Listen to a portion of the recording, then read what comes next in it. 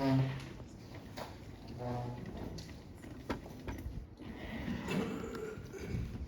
try first of all to speak without the microphone. If you can hear me all right, everything is good? Yeah.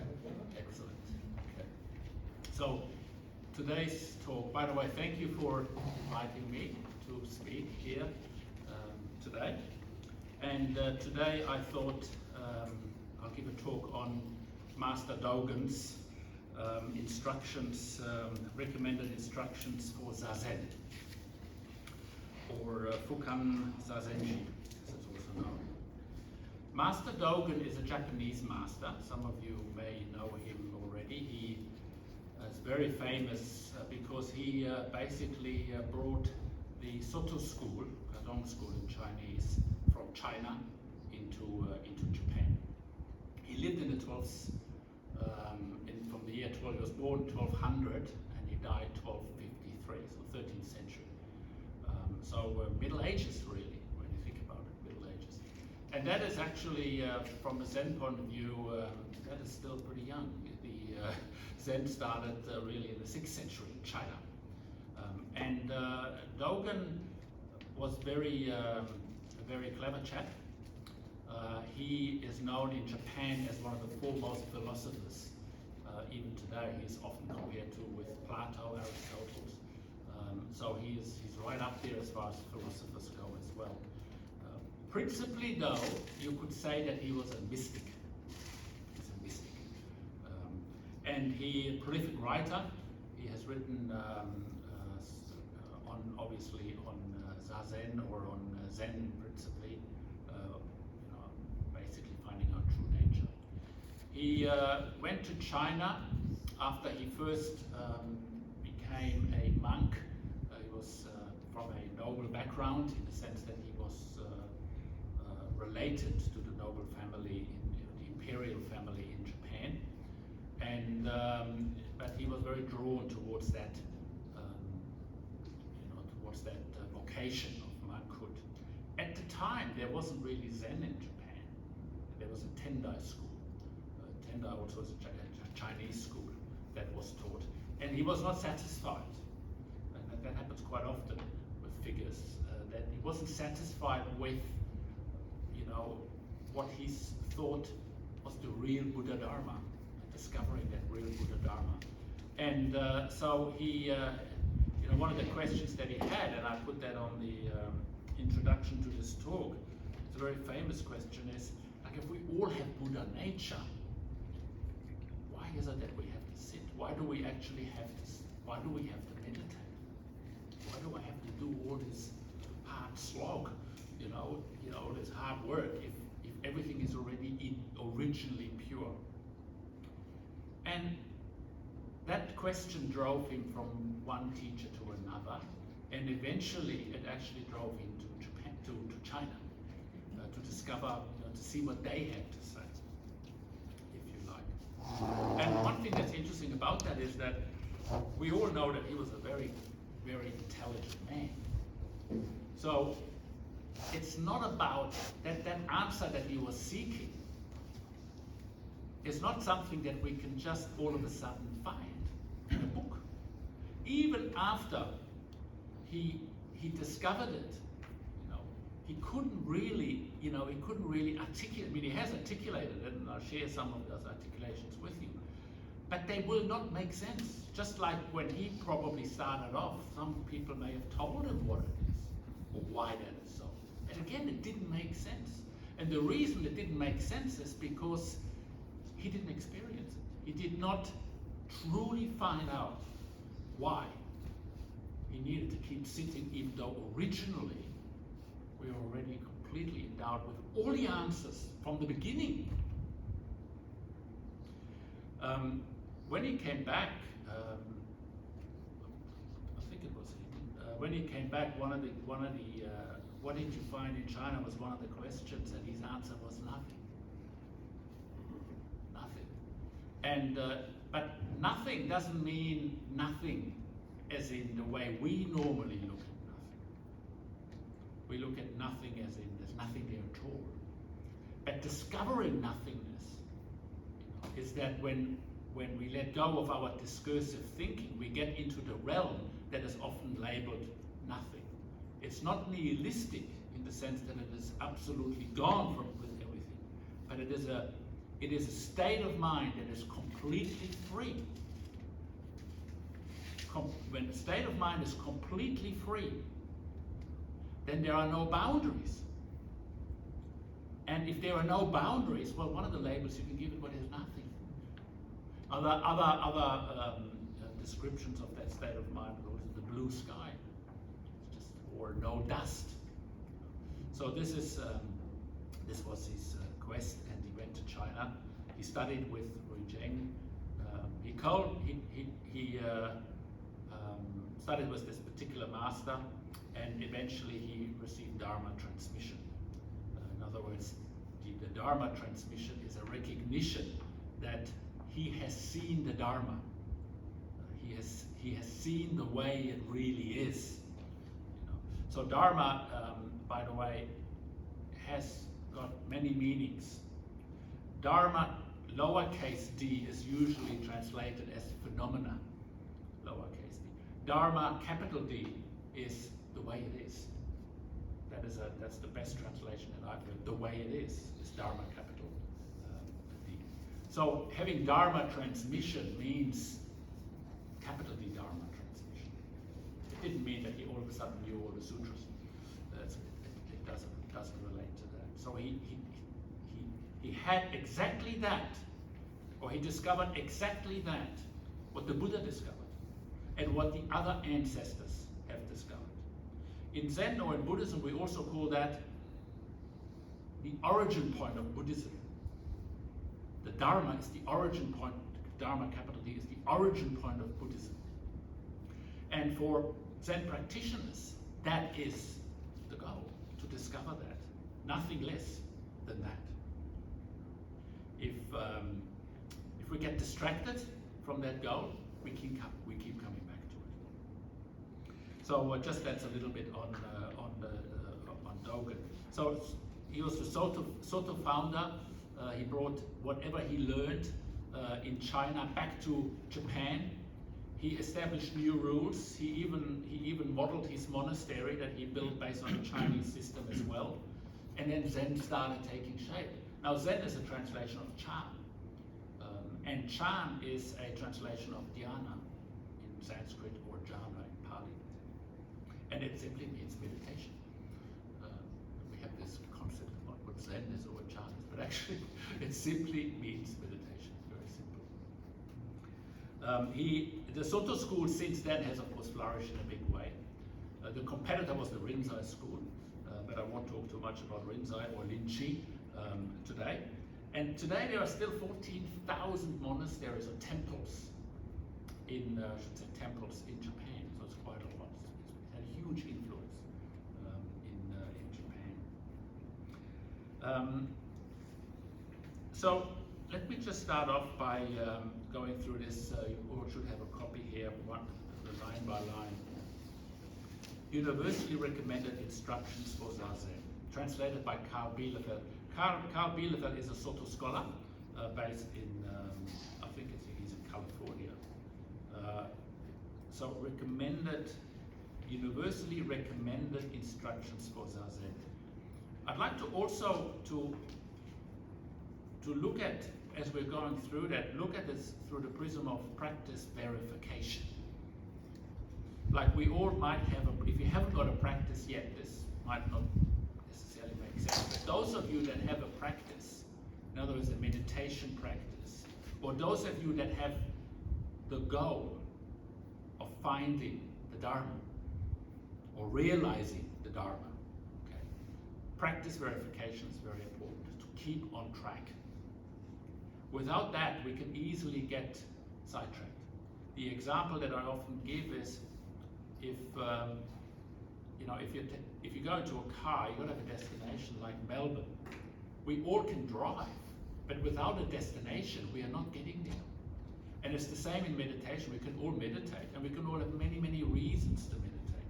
But having an actual goal, a real goal, is very, very critical from a Zen perspective. And the goal is to find the origin point of Buddhism. The origin point of Buddhism is nothing but the Dharma, capital D Dharma, the way it is.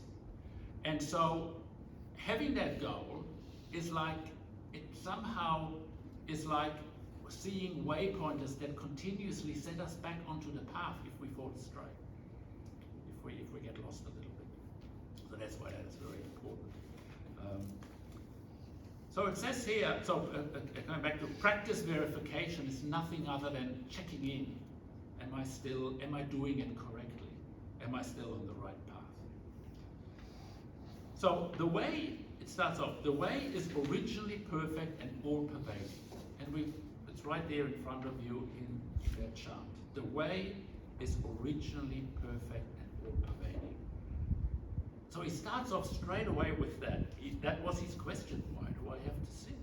And he comes back with, how could it be contingent on practice and realization? That was his question. How can that, if everything is already the way it is, how can that be contingent on practice and realization? So realization is awakening. How can it be contingent on that? And look at practice and realization is framed in a causal way. So there's practice, and then you have realization. So we're looking at that from past and future. There's practice, and then we go towards realization. So how can that be contingent on that? The true vehicle is self-sufficient, he says. So what is the true vehicle? He didn't say, by the way, vehicle. When you listen to when you hear the word Mahayana, yana means vehicle. Maha, great. So Mahayana means great vehicle. He didn't say the true Mahayana vehicle is self-sufficient. He didn't say the Theravada or Hinayana vehicle. He didn't name it. He said the true vehicle is self-sufficient. What's the true vehicle? Is it not Mahayana? Is it Buddhism? Is it Zen? Is it Christianity? What's the true vehicle? Forget the labels. The true vehicle is self-sufficient. That is what he said. I like to replace that, one that makes sense to me, another label that makes sense to me for the true vehicle is reality. Reality is self-sufficient. Reality marches on. It doesn't give a hoot about us, or me, or the Ukraine, or climate change. It doesn't give a hoot. Reality marches on. It is self-sufficient. That's what he's saying here. What need is there for special effort? What need is there for special effort? Indeed, the whole body is free from dust. And this refers to a famous poem. I won't get into that too much, but basically a poem where one monk was asked to describe the function of practice, and he says, we've got to keep cleaning the dust of the mirror. In other words, we've got to keep cleaning get rid of our concepts, get rid of all the delusions that we have in order to see, in order to realize. Okay, that's cleaning. That's what's referred to as cleaning the dust of our conceptual way of looking at it, the overlays that we carry. That's one way of looking at it. He says, indeed, the whole body is free of dust. The sixth patriarch of Zen, he challenged that, and he said, we are originally already free. Where can dust actually fall onto? Where can dust fall onto? So these are the two aspects in Zen that are quite often discussed. So one aspect says, you've got to do the practice, you've got to do this, you've got to do this. In other words, there's a causality again, going from one to the other. And the other one says, we are already completely free. And that actually, if you like, points to the differences between the Sōtō tradition and the Rinzai tradition in practice in Zen. Zen is very much working on it. The Rinzai is very much like we work on koans, and you keep on cleaning, you keep on getting clearer. Whereas in the Sōtō tradition, you sit like a Buddha. So when we meditate, we are already absolutely complete. We sit like a Buddha. There is nothing to do but sitting. Nothing to clean. Nothing to get. You know, it's sitting already like a Buddha. That is the Sōtō tradition. That doesn't mean we pick one or the other, by the way. We do, of course, we can't help but doing it. But eventually we could see, same with that original question that Dogen had, that they merge together, these two. That there are just different perspectives of one reality, like anything else.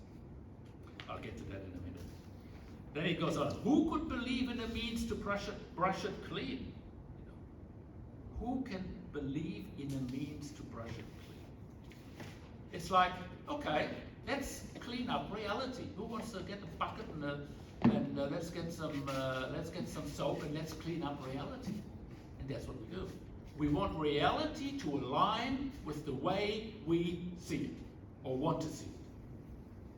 And if it doesn't align, oh, I'm at fault. If I need to do something about it. I need to sit, I need to meditate. I want reality to align with the way I see the way I want reality to be. And if it doesn't align, I didn't have a good meditation. If my mind is discursive, I label it, oh, that was a terrible meditation. I can't get there. I can't get where? Can't get where? You're already here. Where do you want to go? Reality is always right here, right now. The rest is a conceptual frame, a conceptual overlay that we continuously engage in. And we can't help but somehow looking at the world from that story that I have created, you know, as I want to change reality. So that's what this refers to. Who could believe in a means to brush it clean? When we have anxiety, which is very common nowadays, all we want to do is get rid of that anxiety. And that in itself creates anxiety. In fact, that causes a lot of anxiety, trying to get rid of anxiety. I won't go into the cure of anxiety or anything, I don't know that. But one thing is for sure, and the answer is right here, there is a means of looking and a means of finding the way it really is. And when we see that, a lot of the anxiety that we have and a lot of the concepts that we have, they fall away. They start falling away. It becomes more apparent later on.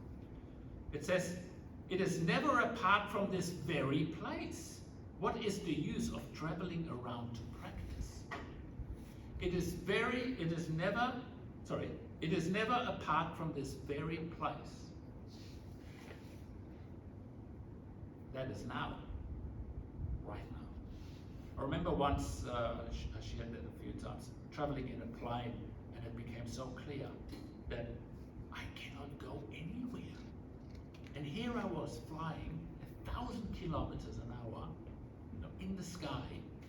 I cannot go anywhere. I'm always here. You know, that's what really, that is a perception change. You know, we think we are going from A to B. We're not. We're always here. There's no such thing as A and B. There's no such thing as past and future. In a way, it can be explained that way, but that is an experience. Once that has been experienced, that there is no such thing as past and future, then there is no use to go anywhere, because we're always here.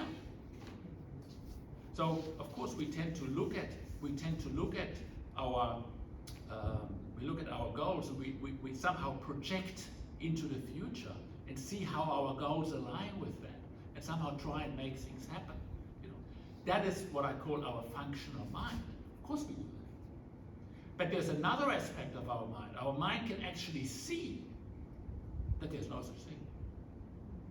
And both of those work hand in hand together. Both of those are nothing but, if you like, states of mind, or nothing but perceptions that we can go to and experience and see. I can see when I'm trapped in the future and the past, and I can see when I have anxiety. But if I come back to right now, right here, that anxiety must go. It cannot stay, because anxiety is based on past and future. If I ask you right now, what is your problem? And if you look at right now, what is your problem? Not what is your problem when you go home, not what is your problem when you're on the road, not what is your problem, whatever is in your head, but right now, what is your problem? And it gets very simple. That gets very simple. And this is really what Zazen, sitting meditation, points to. Getting familiar, getting familiar, intimate. Getting intimate is the better word. Getting intimate with right now. And that's wonderful. Getting intimate with right now. So that's what that's the way I read it. It is never apart from this very place. What is the use of traveling around to practice? By the way, this also can be used as a verification. If you feel anxious, or if you feel like you're not getting anywhere, or if you've got any questions about Zen or about meditation, come back to right now. The answers are right there. But we don't. We keep on reading books. We keep on asking. We keep on searching, and we get confused. It is so simple. Right now, right here. Concentrate on your breath. Concentrate on your object of meditation. That's it. It's as simple as that. And it falls into place. Then it says, and yet, if there is a hair's breadth deviation, it is like a gap between heaven and earth. So that hair's breadth of deviation is a deviation from right now. So we start thinking about different things, and we deviate. What do we deviate from? Right now. We are in a story. We are in a projection of the future. We are caught up in an overlay, a conceptual overlay. So we are deviating, and it is the difference between heaven and earth. And that's really what it is. What is heaven and what is earth? Stories that we create. Right now, if you can maintain your concentration on right now, if you can be, this is, by the way, this is a state of mind. And this is again something, as we are practicing Zen, as we are practicing, when I say Zen, Zazen, as we are practicing meditation, then we are getting more and more acquainted. And we're getting more and more familiar with that state of mind that we get when we sit, and after a while, that takes over from our discursive thinking. At the moment, from the moment we get up to bed to the moment we go back to bed, so the moment we wake up to the moment we go back to bed, is usually spent in a story or in a discursive thinking. Meditation is a circuit breaker of that. It forces us to redirect our awareness to what's happening right now. As we keep on practicing, eventually that gets stronger. And in modern parlance, neuroscience calls it, we're building new neural pathways, to inhabit, if you like, that state of mind more freely, until it becomes effortless, until it's there all the time. In the beginning, like anything, we're in a rut, it's hard. And that's why meditation is hard. But eventually, it gets there's less and less effort required the more and more we practice, and we just fall into it, and it just happens naturally. It goes on. If the least like and dislike arises, the mind is lost in confusion. And again, that is nothing but anxiety. Anxiety is confusion. We do not see things as they are. We are living in the metaverse. It's my new phrase now, the metaverse. And that is where, it's interesting how, as a species, we're going there. We're actually going there willingly. And I don't know if you know any people that play computer games, but some of them is like you can't get them, off this computer screen. They are already living in a metaverse. You can already buy real estate in the metaverse, I believe, and you can already, buy clothing. And so, in other words, there's a completely different reality happening conceptually besides the reality that we have right now. By the way, we all have our own metaverse. Our stories in our head, that's our metaverse. So we're very familiar with the concept. But Buddhism is radical, or Zen is radical. It asks us to step out of our conceptual overlays that we have created and see things as they are. And that is what we practice our Zen. That is what we practice meditation. It goes on. Suppose you are confident in your understanding and rich in enlightenment, gaining the wisdom that knows at a glance, attaining the way and clarifying the mind, arousing an aspiration to reach for the heavens. You are playing in the entrance way, but you are still short of the vital path of emancipation. Whoa. Enlightenment is not enough. Enlightenment is not enough. So what does he mean? What does Dogen mean by that? First of all, I wrote that down in the little spiel for today's talk, is remember that the goal is the path. The goal is the path, or the goal is what we do. The goal is what we already do, which is right now. Well, right now I'm doing this. That's the goal. There's nothing else. Right now I'm sitting here speaking. There is nothing else. Always what we do is the goal. But we have another goal. That's the metaverse. That's the Arno verse or whatever. Bobby verse. Whatever it is. The goal is already right here, right now. Now, Dogen, when he had his realization, his first realization that he had, his description of it, he went to his master and he says, body and mind has fallen away. That was his articulation of his experience. My body and mind has fallen away. In other words, I have let go of the concepts. I have let go of me as a subject, object. Or me as a subject and you as an object. Body, mind, fallen away.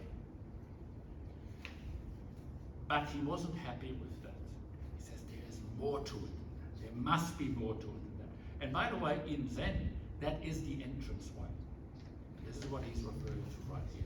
That is the experience of seeing things as they are without the self. By the way, only a self can go back in the past and in the future. And all that is always related to self-referencing. All these thoughts that we have always relate to self-referencing. And again, when we see things as they are, or when we meditate and we get to a point where we let go of our conceptual thinking, then self disappears. That moment, there is no self. That disappears. That doesn't mean that we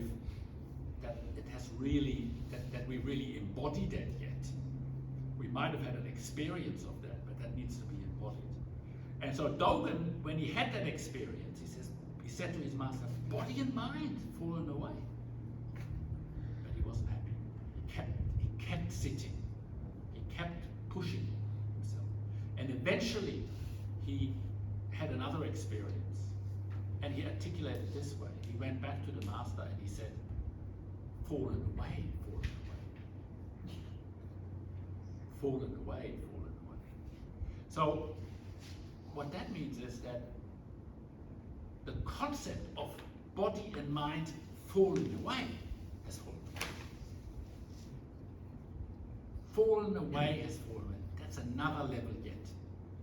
And very difficult. I can say that, but it might not necessarily mean anything. It doesn't mean anything unless we experience this. But this is what this refers to. So in other words, he says you're still short of the vital path of enunciation. You still need to push further until you get to that point. Then he goes on, consider the Buddha. Although he was wise at birth, the traces of his 6 years of upright sitting can be seen. As for Bodhidharma, although he had received the mind seal, his 9 years of facing the wall is celebrated still.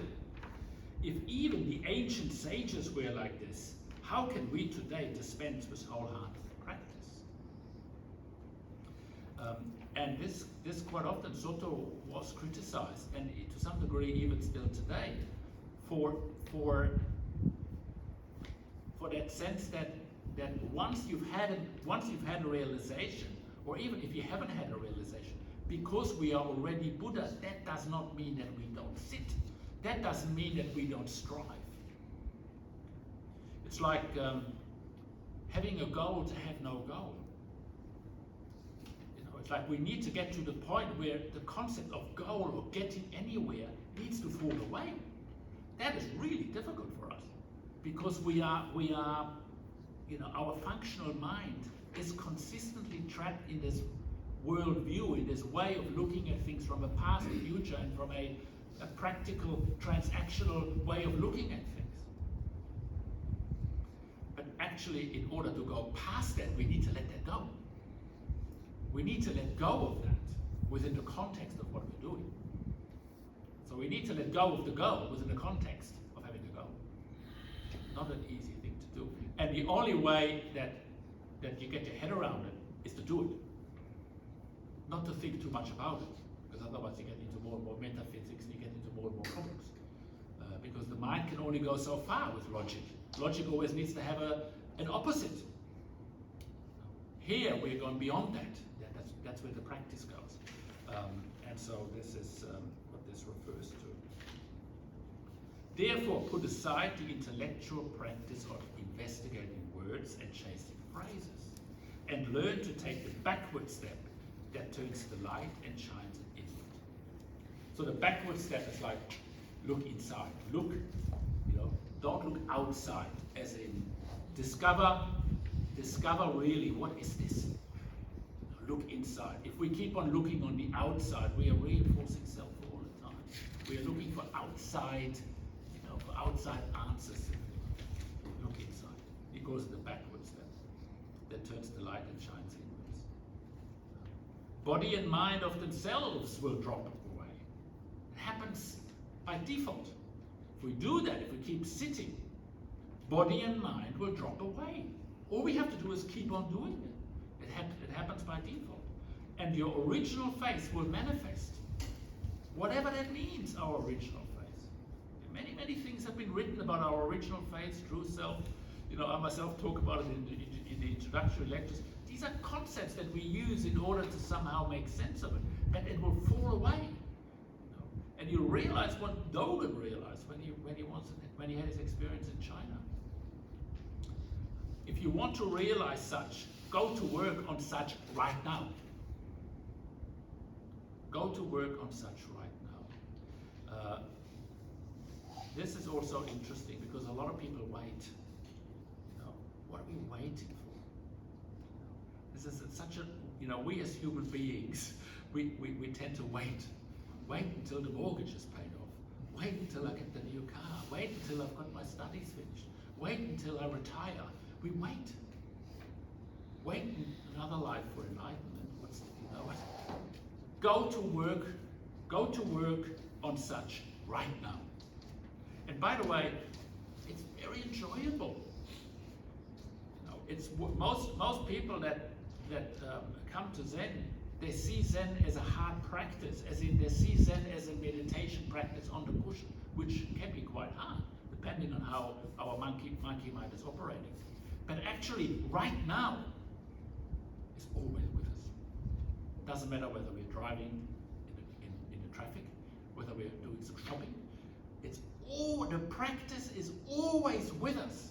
It's a matter of focusing and having our object of meditation right there in front of our nose. That is the practice. And once we get used to that, once we step out of that metaverse and we start looking at what is right in front of our nose, another world opens up. But not only is it peaceful and relaxing, there's no Ukraine right there, there's no climate change right there. It's hot, it's cold, it's raining. You know. Right now, right here is where this is all pointing to. So it goes on. For practicing, and I just read through this because most of us would know this and we've heard it in our meditation today. For practicing Zen, a quiet room is suitable. Eat and drink moderately. Put aside all involvements and suspend all affairs. Do not think good or bad. In other words, don't go into this discursive thinking, is it a good sin, is it a bad sin? Do not judge true or false. Am I doing it right? Am I not doing it right? How can you not doing it? How can you do it wrong? Just sitting there, breathing and repeating, maybe focusing on your breath. There is no way you can do anything wrong. Do not judge true or false. Give up the operations of mind. Give up the operations of mind, intellect and consciousness. Stop measuring with thoughts. It's so clear, so basic. Stop measuring with thoughts. And that's what we do. We start measuring it. Oh, that can't be right. No, I think it's different. Ideas and views. Have no designs of becoming a Buddha. Have no designs of becoming a Buddha. Buddha is a word that we use to describe something. What does that mean? It is a description. Buddha means awakened one. There's the Buddha, of course, as a historical figure. But Buddha also means, that comes back to that experience. It's a reference to the Buddha. Reality, the way it is, the Dharma, whatever you want to call it. How could that be limited to sitting or lying down? At your sitting place, spread out a thick mat and put a cushion on it. Sit either in a full lotus or half lotus position. And remember, this was given this talk to monks from centuries, so they were all training. For us lay people, sitting on a chair is perfectly fine. So you don't necessarily have to sit on a full lotus position or half lotus position. In the full lotus position, first place your right foot on your left thigh, then your left foot on your right thigh. In the half lotus, simply place your left foot on your right thigh. Tie your robes loosely and arrange them neatly. So very practical. Undo your belt when you sit. You know, soft belly. We will say hard back, soft belly. Just really relax. You know. Then place your right hand on your left leg and your left hand on your right palm. Thumbs tips slightly touching. Straighten your body and sit upright. Leaning neither left nor right, neither forward nor backward. Align your ears with your shoulders and your nose with your navel. Rest the tip of your tongue against the front of the roof of your mouth, with teeth together and lips shut. Always keep your eyes open and breathe softly through your nose.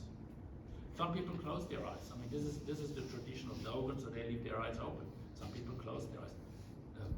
It depends on the tradition. Some people teach it that way, some people teach it another way. When you leave your eyes open, it has the benefit that you're less likely to fall asleep. Once you have adjusted your posture, take a breath and exhale fully. I had a wonderful introduction of this already this morning. Rock your body right and left and settle into steady, immovable sitting. Think of not thinking. All right, go on. Think of not thinking. This always gets me. Think of not thinking. Not thinking. What kind of thinking is that? Non-thinking. In other words, stop thinking. How do you stop thinking? There's only one way that you can stop thinking. This is the discursive thinking I'm talking about. Is that you replace the thinking with your object of meditation. That's it. So if my thoughts are about dinner, whoops, my awareness kicks in, mindfulness kicks in, and says, oh, my thoughts are with dinner, I should be focusing on right now. Right now is my object of meditation, whether that is on the cushion or whether that's in a car driving. My object of meditation is always in front of my nose. We just have different positions that we take it with. We take it to. Of course, on the meditation cushion, it is our breath or our mu or our breath, whatever it is. But out in the wide world, in our world, it is everyday activity. Everyday activity, wherever we are, it's our object of meditation. That is how you stop thinking. Simple as that. Don't get caught up in thinking. And if you do, hopefully you strengthen that mindfulness muscle a little bit. You realize that that's what you're doing. And you come back to meditation. Sometimes we realize it and it has to hurt before we realize it. That's when we get really anxious. We realize, oh, this is it's unbearable. Then we go and meditate. Or we go and see a psychologist. Because it is unbearable. And what do they teach? Even in psychology, come back and focus on right now. That is really as simple as that. Because right now, believe it or not, there are no problems right now. There are just no problems right now. All of our problems are in our stories. All our problems are in our head. So this is just on thinking. I get that a lot. People come and they come with all sorts of questions. Stop thinking. Oh, just concentrate on that. So the thinking just takes over. It's such a big part of what we do. The Zazen I speak of is not meditation practice, he says. The Zazen I speak of is not meditation practice. Za, by the way, means sitting. Za means just, and Zen means sitting, just sitting. Often referred to also as shikantaza. So shikantaza means when our object of meditation is basically whatever is in front of, wherever our consciousness falls to. So normally, in the beginning stages, it's very difficult to do because we get whisked away in our thought patterns. Very hard to come back to that. So that's why in the beginning stages we have an object of meditation, like a mantra or a word that we concentrate on until we are sufficient, until we've built up sufficient practice and capacity to hold our concentration. Eventually we drop that, and wherever our consciousness falls is where we hold our consciousness. And that includes thoughts, by the way. But to be at that point where you can just follow what is happening, what is in front of our nose, that takes a lot of practice. It's not that easy to do. So then he says, the Zazen I speak of is not meditation practice. It is simply the Dharma gate of joyful ease. That's a great line. So it's not meditation practice, meaning that Zazen in the Zen sense, or the Chan sense, is everyday activity. It is a state of mind that is not dependent on a cushion or on an upright position. It is a state of mind that is with us 24/7. That is Zazen. And we've got to get to a point where we see that. Where in the beginning we look at this is Zen practice and this is cooking practice, but it is one continuous, seamless practice, our entire life. This is where this goes. So the Zazen I speak of is not meditation practice. It is simply the Dharma gate of joyful ease. The Dharma gate meaning that there's a gate there. We've got to get through that. We've got to push through that in order to see it. And that gate is our discursive thinking. It's our dualism. It's our differentiating between me and you. That is the gate that in Zen we call it the gateless gate. There's actually no gate. That's our concept. The gateless gate. But we create it through our continuous discursive living in this metaverse stuff. And when we are there, the Dharma gate of it is simply the Dharma gate of joyful ease. When the joyful ease arises, when it becomes effortless, when we no longer have to practice it. And that doesn't mean we don't sit. No, it's like saying, okay, you don't have to drive anymore. Like, sitting has got nothing to do with it. It's standing, it's sitting, it's laughing, it's crying, it's eating, it's sleeping, it's walking. It's all of this is one continuous practice. This is what this refers to. And that is joyful, as in joy cannot help but arise. Because right now, That is the dimension of joy. Right now, when we let go of self, when we let go of our living in this conceptual world that we've created, joy is right there. It cannot help but arise. That is what he's referring to. The practice realization of total culminated enlightenment. Notice here, practice realization is hyphen. So it's one of the things. There's one of the things that he realized, that practice and realization is one reality.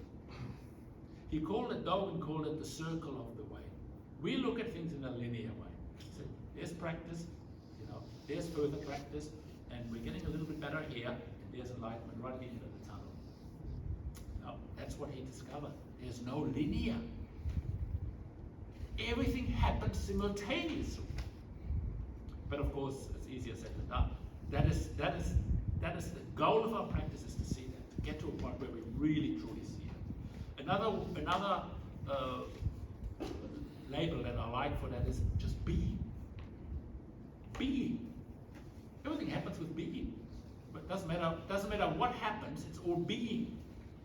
I look at a child and I say, is that child complete or not? Well, a child cannot maybe do high math, or a child cannot drive a car, so it's not complete. Is that right? A child with being, at any stage we are complete, because it's just being. Everything is complete with being. We just add things and say, no, this is right, this is wrong, and you need to do this, you need to do that, and we somehow confuse that with being. So this is the way I look at this. Practice realization of total cumulated enlightenment. It is to koan realize. In other words, koan means barrier. All of a sudden the barrier disappears. We see through it. Traps and snares can never reach it. No matter what is thrown at us, we see through it. Traps and snares are intellectual conundrums, puzzles, and all these sorts of things that we can't get our head around. They cannot reach it. If you grasp the point, you are like a dragon gaining the water, like a tiger taking to the mountains. For you must know that the true Dharma appears of itself. So that from the start, dullness and distractions are struck aside. When you arise from sitting, it goes more into now the dynamic of it. When you arise from sitting, move slowly and quietly, calmly and deliberately. Do not rise suddenly or abruptly. In surveying the past, we find that transcendence of both mundane and sacred, and dying while either sitting or standing, have all dependent entirely on the power of Zazen. This is difficult. Dying refers to the dying of ourselves, the dying of our concepts, the dying of our story, the dying of the way we want reality to be. When we die in the Zen sense, it's all there. In many ways, that is the practice, to die on the cushion. To die is what Dogen did when he went to China, what the Buddha did when he meditated. That is the way to look at dying. We conventionally look at dying is that we have this persona that we have created, we have this body that ages, and when that goes, we die. Dying in this sense is we see through that. We see through that construct that we have created. And once that part dies, we're free. That is freedom from life and death that Buddhism talks about. And it depends entirely on the power of Zazen, meaning that don't think of it, it depends entirely on us sitting on the cushion, we got to do that. It depends entirely on the power of Zazen. Remember what Zazen is. Zazen is a state of mind. That is everything right there. Once we occupy that spot consciously, right now, right here, all the time, dying happens. As in the self happens, the constructs that we create happens. They fall away. Body and mind fallen away. That is what it relates to. Letting go of discriminations. In addition, triggering awakening with a finger, a banner, a needle, or a mullet, and reflecting realization with a whisk, a fist, a staff, or a shout, these cannot be understood by discriminating thinking. Much less can they be known through the practice of supernatural powers. So we hear these stories that someone gets awakened because all of a sudden someone gets a slap, or someone gets awakened because they hear a pebble thrown against the bamboo shoot. You know? So what he's saying here, in addition, triggering awakening, you know, cannot be understood by discriminatory thinking. We try and somehow figure out how it works. They must represent, or they, in other words, awakening, must represent conduct beyond seeing and hearing. What that refers to is it must be embodied. And once it's embodied, all I've got left is my conduct. That, by the way, is the ultimate. That is the ultimate validation of our practice, is my conduct. Otherwise, it's again, I'm with me. I mean, I'm involved in my own story again. My conduct, the way I engage in the world, knowing or having dropped the notion of self and other, that is the ultimate, in Zen or in Buddhism, that is the ultimate validation, true validation of our practice. Are they not standard prior to knowledge and views? This being the case, intelligence or lack of it is not an issue. Make no distinction between the dull and the sharp-witted. If you concentrate your efforts single-mindedly, that in itself is wholeheartedly engaging in the way. Practice realization is naturally undefiled. There's no gap between practice and realization. That means there's no gap between practice and realization. Difficult unless you've experienced it. This is not easy to get our head around. Going forward is, after all, an everyday affair. Everyday affair. Coming back to what's in front of us. In general, in our world and others, in both India and China, all equally hold the Buddha seal. It doesn't really matter. You could even say, in general, all worlds. You could say, in general, all religions hold the Buddha seal. You can call it Jesus seal. You can call it Muhammad seal. Doesn't matter what figure you use. You know, we just have different labels for it. What is the Buddha seal is what we need to find out. While each lineage expresses its own style, they are all simply devoted to sitting. In other words, being, right there, right now, totally blocked in resolute stability. Although they say that there are 10,000 distinctions and 1,000 variations, and that's where we get trapped. We get trapped in the 10,000 distinctions and variations. Do I go with the Chinese canon? Do I go with the Tibetan canon? Or do I go with the Theravadan canon? What shall I? There's so many different Buddhisms. Which one shall I choose? Forget the canons right now, sitting.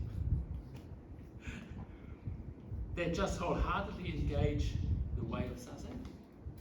Why leave behind the seat in your own home to wander in vain through the dusty realms of other lands? If you make one mishap, you only stumble past what is directly in front of you. So that's what happens. We go looking for something, and while we are looking for something, it's right there. Right there. And this is exactly what he's saying, it's directly in front of you. You have gained the pivotal opportunity of human form. Here we are. We have gained the pivotal opportunity of human form. Even though we can access through our consciousness all form, at the same time we've gained human. Do not pass your days and nights in vain. Now, this is a rare opportunity. There's a reason why we practice, why we are drawn to this practice. You are taking care of the essential activity of the Buddha way. To take care of our practice. The essential activity of the Buddha way.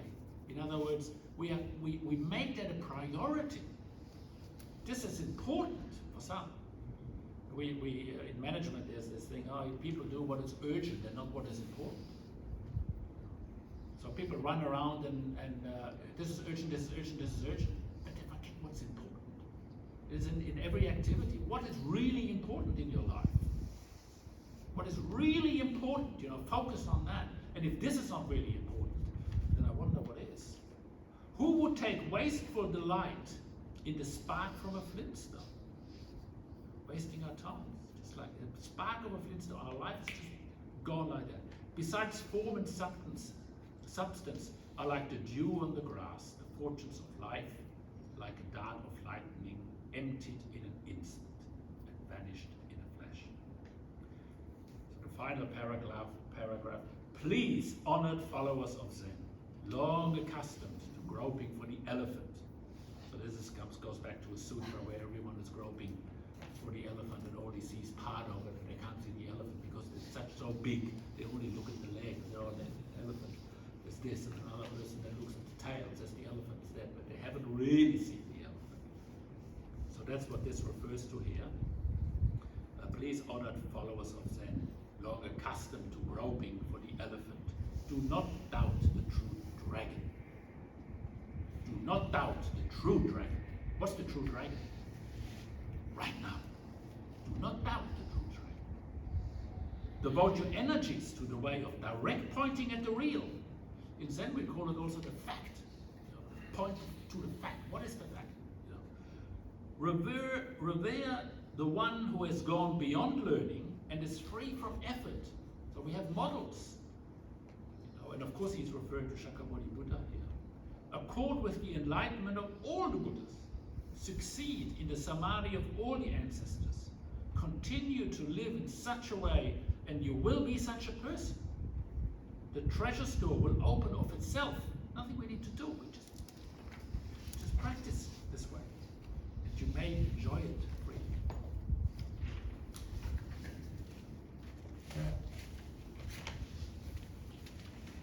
Took a bit longer than I thought. Yes. Does anyone have questions? Just comments. Fantastic, thank you so much. It was awesome. Loved it. Thank you. I mean, are there situations where you find it hard to be, if you're planning a retreat or doing something complicated, is it hard? Do you find to be right here, right now? Yes, actually, it's always, it depends on how, far along the path, I guess, someone is. But yes, I find it hard. But I know deep down that I can never leave now, right now. I mean, even planning is right now. No matter what I do is right now. It is a matter of being aware of that. Aware. Awareness is the key, and awareness is gained through our practice. Meditation is a practice to strengthen our awareness muscle, so to speak.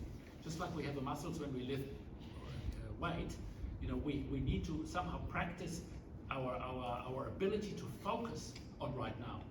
But actually, I've stopped worrying about it.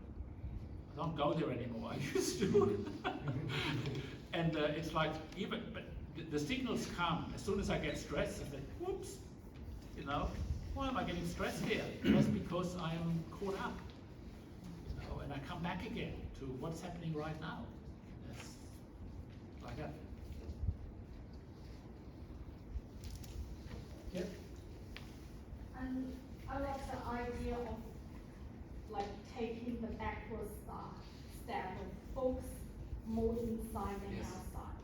I just have a question that I don't really understand. At the beginning of the speech, you mentioned about somehow you have to set a goal in your meditation of finding the thing itself. Is that kind of focusing, your goal is kind of focus at the future instead of focusing at the present moment? No, it's more like, unless we set clear intentions about why am I doing that? What is it actually that I want to do? We can easily get lost in we travel from one intention to another. And it's like a boat without a rudder. We go there, we go there, we go there. So having a goal is being very clear. What do you want to get out of this practice? And the goal in Zen is of course, the origin point of Buddhism. That is to discover that, the Dharma, with a capital D, the way it is, that is the goal. But then, of course, we enjoy the ride. We let go. We don't focus. We don't focus so much on it that it becomes like the Dharma is not something that I can actually find because it's already here. But you know, speaking like that, it might sound like it's a contradiction, but actually it isn't. You know, we need to have the goal in a way to set ourselves up and to set everything around us up. If I have a goal and I set that goal, things happen to just work so that that goal gets achieved. Just having that goal will make sure that I will maybe sit more often than not. Will maybe make sure that I'm going to listen to a Dharma talk by someone or not. Just having that goal.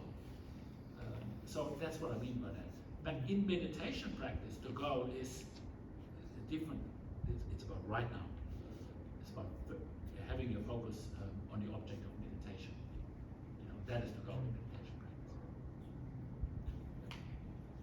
There's lots of things that can seem like contradictions. Yes. I guess. And maybe sometimes you need a goal until you don't need a goal. That's right. And this is because we are looking at it in a linear, we are looking at it from past and future. We are looking at it in a linear way, and if that gets mixed up, we say, no, it can't happen. And that's what Dogen, he found, he called the circle of the way. Everything happens simultaneously. All of a sudden it became clear to him. But we need to see that. We cannot intellectually, that is really difficult to, you can describe it, but it's very difficult.